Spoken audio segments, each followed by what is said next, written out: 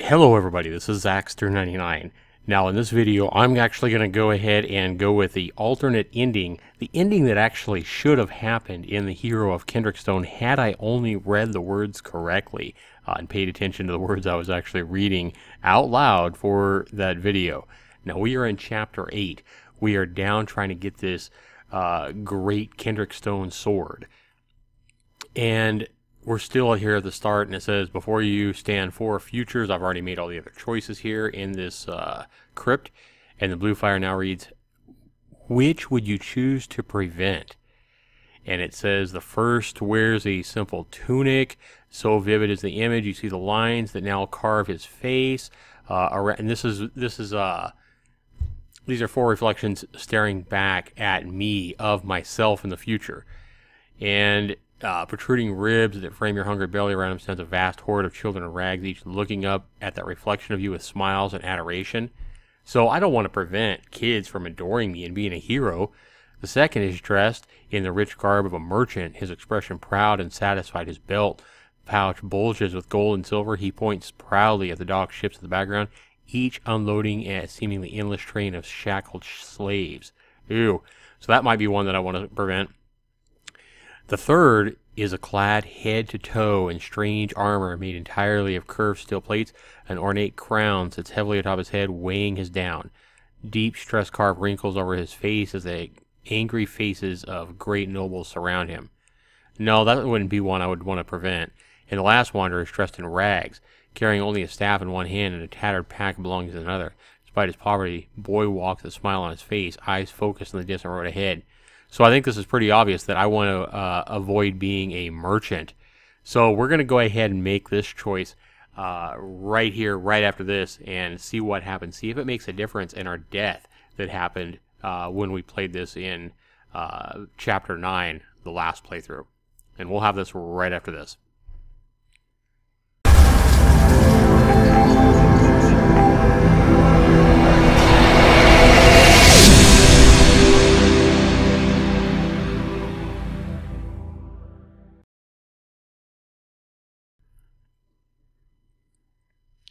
All right, welcome back, everybody. So we are going to go ahead and choose the path of merchant. I think that seems the least likely of who we'd want to be based on the choices we've made so far. And it's the choice that I think I should have made. Let me go ahead and double check. Take a closer look at the four reflections staring back at you that are fused in on the stone. Stands for futures. Which would you choose to prevent? Second is, now the first one is the one I chose before, and it basically made me fail getting the sword. And remember that the stone, this crypt or whatever, is telling me that as long as I make the right choices and be honest, he'll happily give up this great sword to us.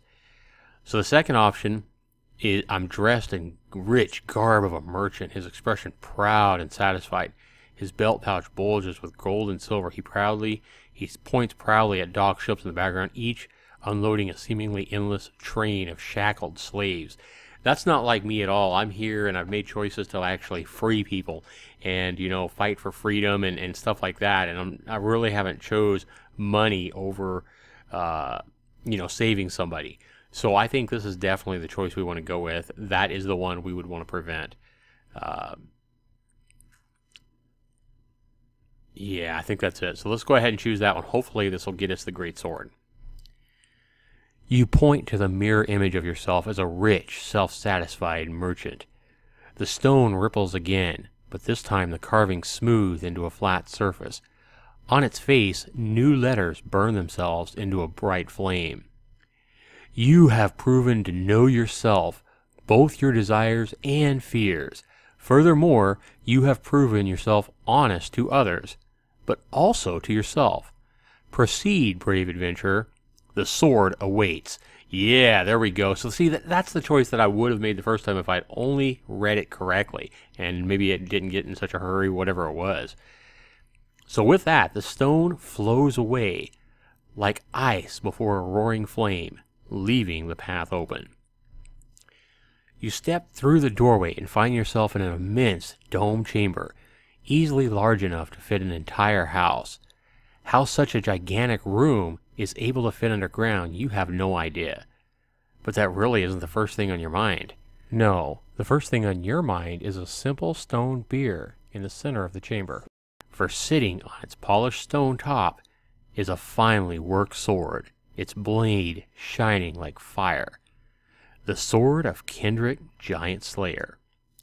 The stone floor seems stable as you walk towards the bier, but you move no further than a few steps before the ground begins to shake. Apparently, the chamber isn't as well built as you had hoped. The floor begins to crack and fall away. Chunks of stone the size of horses crumble, leaving only gaping holes in the floor. Worse yet, the bier itself and its precious burden seem to be on the verge of disappearing as well. You prepare to make a dash for the weapon when you hear a scream behind you. "Alexander, help me!" Wow.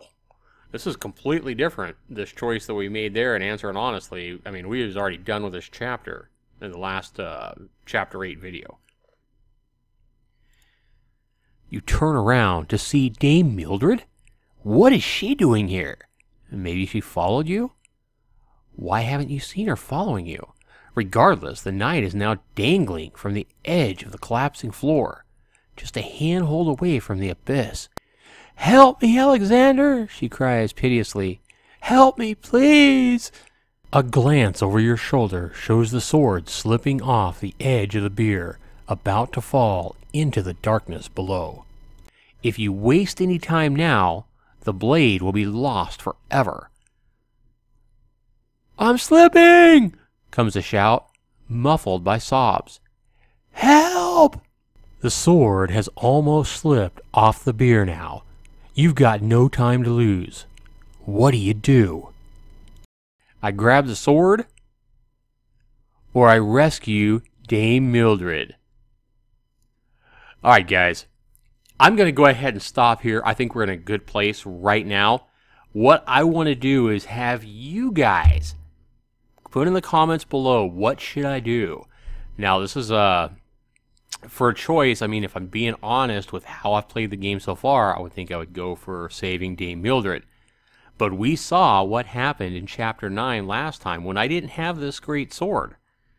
But will it make a difference? If I get greedy and go for the sword, is it going to, you know, be like the same thing that happened last time when I made the wrong choice and caused me to fail? I mean, if I save Dame Mildred, maybe she'll come up with a new plan, and this, you know, this is a completely different route. But I want to know what you guys have to say, and I will not continue this story until I get, I'm going to wait for at least 5 or 6 different responses. We'll take a majority vote here on the comments below.